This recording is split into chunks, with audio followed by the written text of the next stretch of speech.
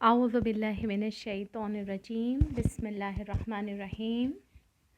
किताब अखलाक़ ख़ानवादे कि जिसके मुसन्निफ़ अल्लामा इब्राहीम अमीनी हैं और जिसका तर्जुमा ख़ानम अंदलीब ज़हरा कामोनपुरी ने किया है। ख़ानदान का अखलाक़, खुशगवार ज़िंदगी के ज़रूरी उसूल, मर्दों के फ़राइज़। बिस्मिल्लाहिर्रहमानिर्रहीम। बीवी की माँ। एक और चीज़ जो मियाँ बीवी के दरमियान नाचाकी पैदा करती है और ख़ानदानों के सुकून व चैन को सल्ब करने का सबब बनती है, बल्कि उसके बायस बाज़ औक़ात तलाक़ और क़त्ल की नौबत आ जाती है, वो है बीवी की माँ। बीवी की माँ की बेजा मदाखलत और रोक टोक। बाज़ माएँ अपनी बेटी की शादी से पहले अपने जहन में एक ऐसे दामाद का तसव्वुर कायम कर लेती हैं जो तमाम नक़ाइस और ख़ामियों से पाक और कामिल सिफ़ात और ख़ूबियों का मालिक होगा, और इस बात की तवक्को रखती हैं कि एक ऐसे आइडियल नौजवान से जो उनके नसीब में न था अपनी बेटी की शादी करें। इसी उम्मीद पर किसी नौजवान को अपने दामाद के लिए मुंतखब करती हैं। शुरू में उसको एक आइडियल इंसान मानकर उससे अपनी मोहब्बत व शफ़क़त का इज़हार करती हैं, उसकी खातिर मदारात और इज़्ज़त अफ़ज़ाई करती हैं। अपने दिल में सोचती हैं कि अगर उसमें कोई मामूली सी ख़ामी होगी तो मेरी हिदायत और नसीहतों से उसकी इस्लाह हो जाएगी। अगर नया दामाद उनकी मर्ज़ी के मुताबिक हुआ तो खुश व खुर्रम रहती हैं, लेकिन अगर उनकी मर्ज़ी के मुताबिक न हुआ फ़ौरन उसके इलाज की फ़िक्र में लग जाती हैं और शुरू में ही फ़ैसला कर लेती हैं कि अपनी या दूसरों की शादीशुदा ज़िंदगी के दौरान जो तजुर्बे हासिल किए हैं उनसे इस्तिफ़ादा करते हुए दामाद को अपनी मर्ज़ी के मुताबिक ढाल लें। इस मकसद के हुसूल के लिए प्लान बनाती हैं और अपने तमाम इम्कानात से इस्तिफ़ादा करती हैं। कभी हमदर्दी और खैर ख्वाही के तौर पर उसको पन्द व नसीहत करती हैं और कभी लड़ाई झगड़ा करके अपना काम निकालना चाहती हैं। अपने मकासद के हुसूल के लिए अपनी बेटी को वसीला करार देती हैं और उसको तलक़ीन करके एतराज़ात करने, बहाना बनाने और हालात को नासाज़गार बनाने पर मजबूर करती हैं। कभी इसको लड़ने झगड़ने का हुक्म देती हैं, कभी इल्तमास व गिरिया करने का हुक्म देती हैं, उसके शौहर की बदगोई और ऐब जोई करती हैं। बेचारी लड़की जो कि अभी ज़माने के सर्द व गर्म से ना आशना होती है और अपने शौहर से पूरी तरह मानूस नहीं होती है और मसलहतों से पूरी तरह वाकिफ़ नहीं है और अपनी माँ को अपना बेहतरीन हामी व खैर ख्वाह समझती है, उसकी तलक़ीन व नसीहतों का असर कबूल करके उसके अहकाम के मुताबिक काम करती है। अगर इस वसीले से दामाद काबू में आ गया तो क्या कहने, लेकिन अगर दामाद ने उनकी ख्वाहिशात के आगे सर न झुकाया तो ज़िद और कशमकश का सिलसिला शुरू हो जाता है। हत्ता कि इस ज़िद का अंजाम तलाक़, मारपीट और कत्ल की सूरत में निकलता है। यही वजह है कि अक्सर दामाद अपनी बीवी की माँओं से नाखुश रहते हैं और उनकी बेजा मदाखलतों से परेशान रहते हैं। अपनी बीवी की बहाना बाजियों और अदम मवाफ़क़त का बायस सास को समझते हैं और कहते हैं कि वही अपनी बेटी को सिखाती है और ज़िंदगी चैन से गुज़रने नहीं देती। नमूने के तौर पर चंद दामादों के दर्द दिल सुनते चलें। जवाद लिखता है, मेरी सास एक दीवानी है, एक अजदहा है, एक दूसरी नागिन है। खुदा जंगल के भेड़िए को भी ऐसी सास नसीब न करे। मुझसे न जाने कहाँ का बदला ले रही है। मेरी ज़िंदगी तबाह कर दी है। करीब है कि उसके हाथों दीवाना होकर कोह व बयाबान की तरफ भाग जाऊं। सिर्फ मैं ही वाहिद शख्स नहीं हूँ जो अपनी सास के हाथों खून के आंसू रो रहा हूँ, बल्कि इस दर्द में बहुत से लोग मुब्तला हैं। मेरा ख़याल है हर 100 शादीशुदा मर्दों में से 95 अफराद उस परेशानी में मुब्तला होंगे और शायद बाकी लोगों की सांसें ही ना होंगी।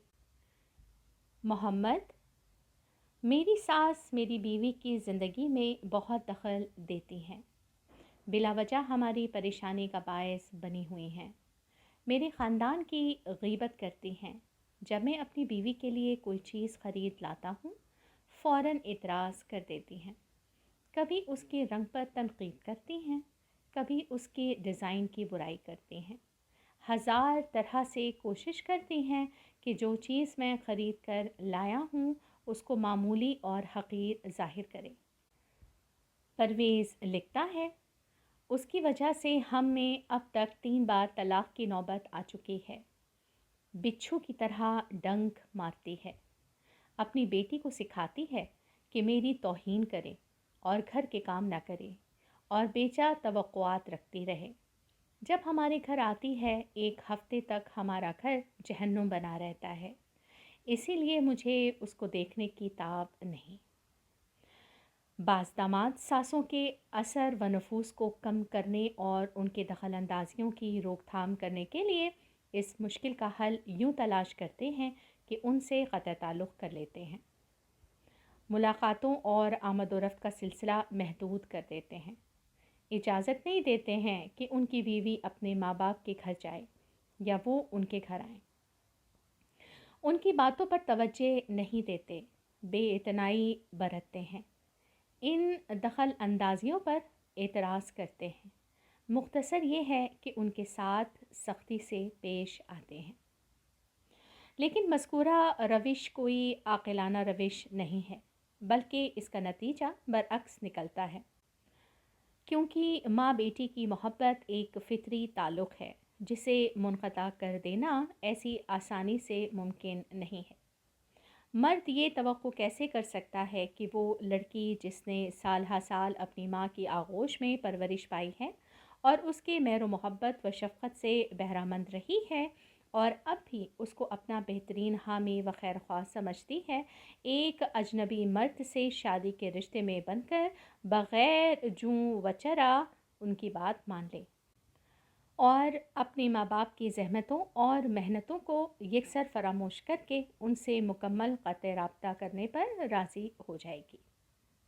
ये चीज़ हरगिज़ इम्कान पज़ीर नहीं है और अगर चंद रोज़ के लिए ताल्लुक़ात मुनक़ता भी कर लें तो ये हालात हमेशा बाक़ी नहीं रह सकते, क्योंकि ज़ोर, ज़बरदस्ती और जबर हमेशा कायम नहीं रह सकते।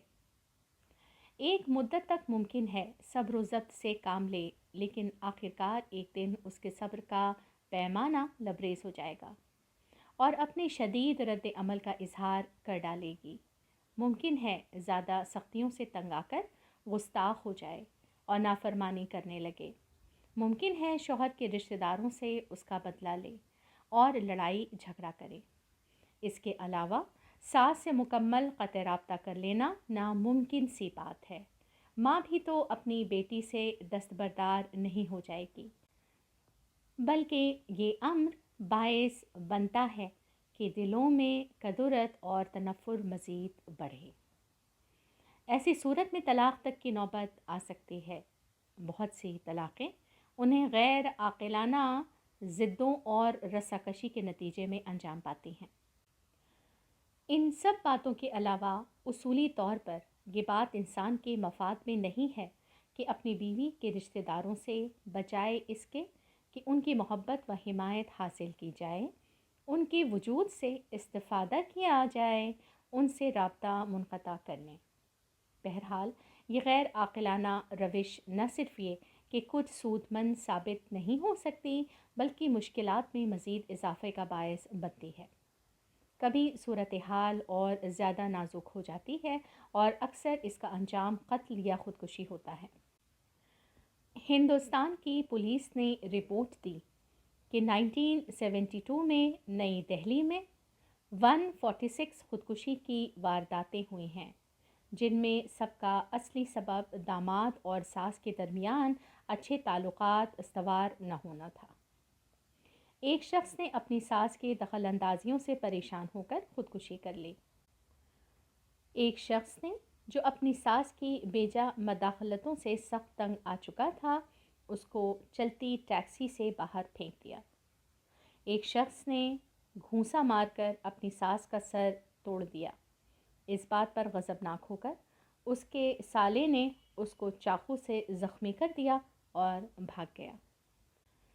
ایک شخص اپنی ساس سے اس قدر تنگ آ گیا تھا کہ گرم گرم پائے کا پیالہ اس کے سر پر الٹ دیا۔ ساس چیخ مار کر زمین پر گر گئی۔ اس کو اسپتال لے جایا گیا۔ ڈاکٹروں نے معائنہ کرنے کے بعد کہا کہ چونکہ وہ بہت بری طرح جل گئی ہے اور اس کی حالت خطرناک ہے، اس لیے اس کو تہران لے جایا جائے۔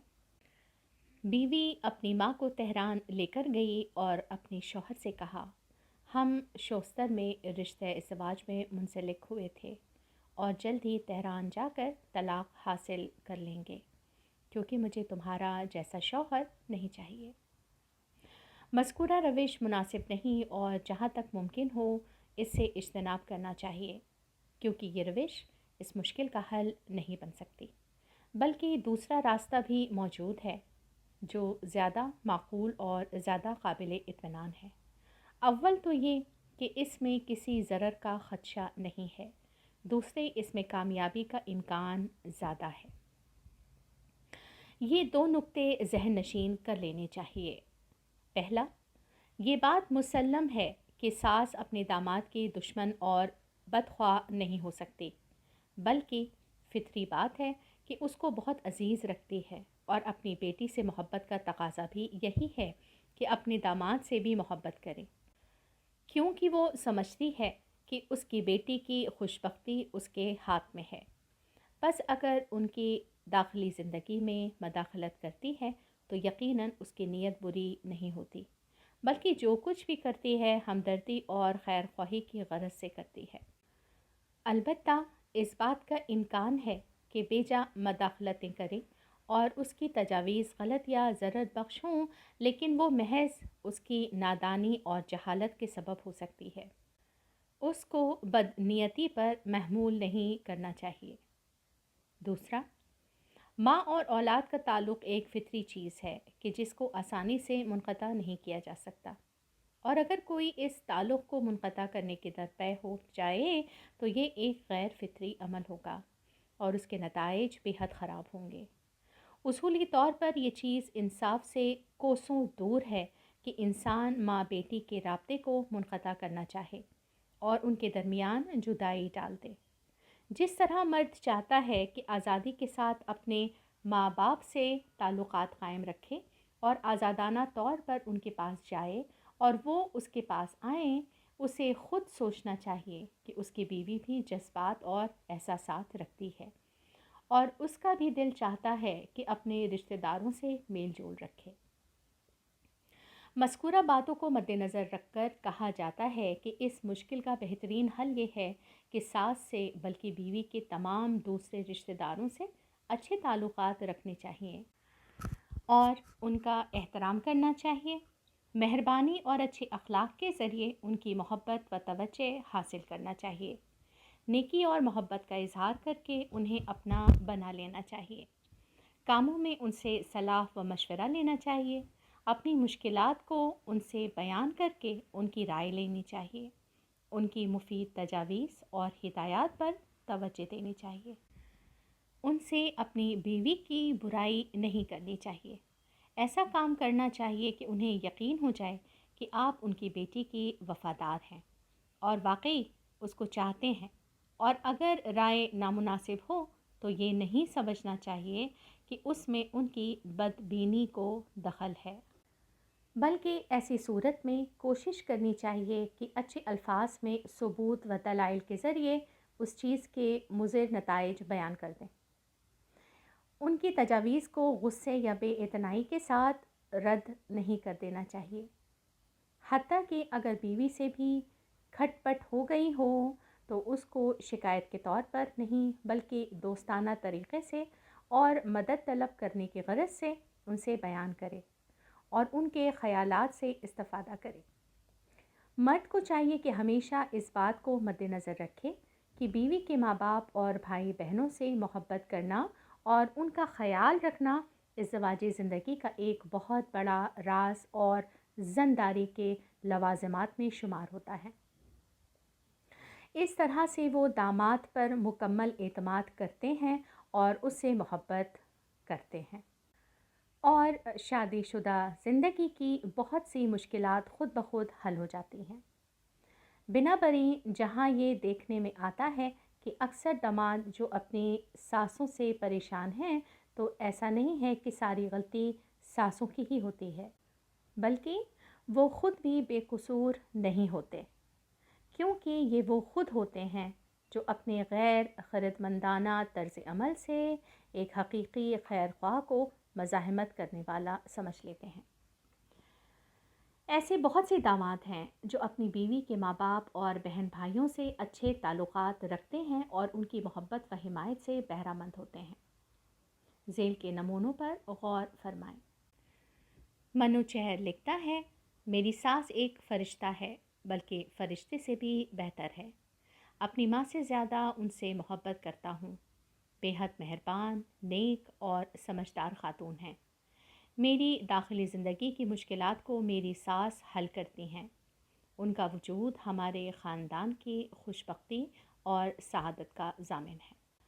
البتہ ممکن ہے بعض ساسیں ضدی اور خودخواہ ہوں، جن میں سوجھ بوجھ اور لیاقت نہ ہو، اور ان کی بیجا مداخلتوں اور غیر عاقلانہ تجاویز سے پیچھا چھڑانا مشکل ہو۔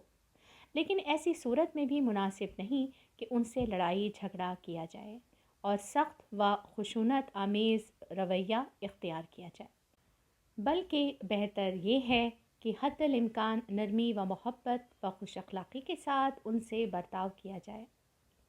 اگرچہ ان کی اصلاح نہیں کی جا سکتی، لیکن اس طرح کی ضد اور اعتراضات کو کسی حد تک کنٹرول کیا جا سکتا ہے اور اس بڑے خطرے کو ٹالا جا سکتا ہے جو ممکن ہے ازدواجی زندگی کے محل کو چکنا چور کر دے۔ اس سلسلے میں شوہر کے لیے لازم ہے کہ اپنی بیوی کے ساتھ مکمل مفاہمت پیدا کرنے کی کوشش کرے اور اظہار محبت کے ذریعے اس کے قلب کو مسخر کر کے اس کا اعتماد حاصل کرے۔ اس کے بعد ساس کی بیجا مداخلتوں اور غلط تجاویز کے سلسلے میں اپنی بیوی سے مناسب الفاظ میں بات کرے اور اس کے خراب نتائج کو بیان کرے اور دلیل و ثبوت کے ذریعے اسے سمجھائے کہ اس کی ماں کی تجاویز درست نہیں ہیں۔